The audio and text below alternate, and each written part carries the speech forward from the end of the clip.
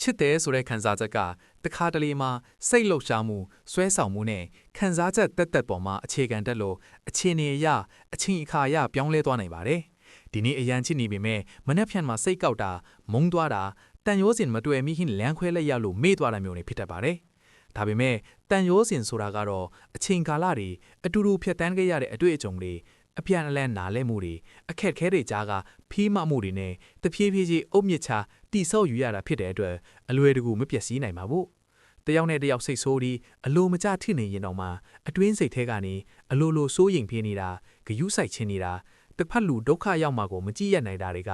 တန်ရိုးစင်ရဲ့နှွေးထွေးမှုတွေပါပဲ။ချစ်ချင်းမြတ်တာပေါ်မှာတန်ရိုးစင်မှာထပ်ပြီးခိုင်မာသွားပြီဆိုရင်တော့အဲ့ဒီဆက်ဆံရေးဟာဘလို့အခက်ခဲပဲလာကြန့်ထန်နိုင်တဲ့အခိုင်မာဆုံးဆက်ဆံရေးတစ်ခုဖြစ်သွားပါပြီ။တကယ်လို့ကံမစုံလို့လမ်းခွဲခဲ့ရရင်တော့မှတယောက်အပေါ်တယောက်မရစ်ဆက်နိုင်ပဲအဝေးကနေလန်ပြီးကောင်းကျိုးလိုလားနှွေးထွေးတဲ့စိတ်လေးတွေကြံရစ်နေတတ်တာဟာစစ်မှန်တဲ့တန်ရောစင်ရဲ့သဘောတဘာဝပါပဲ။ချစ်ချင်းတဲ့တန်ရောစင်ကပိုပြီးလေးနက်တယ်ဆိုတဲ့တင်းရဲ့ခံယူချက်ဟာတကယ်ကိုမှန်ကန်ပြီးဘဝကိုနားလေတဲ့ရင့်ကျက်တဲ့တွေးခေါ်မှုတစ်ခုပဲဖြစ်ပါတယ်။တွေးမိတာလေးကိုမျှဝေပေးလို့ကျေးဇူးတင်ပါတယ်။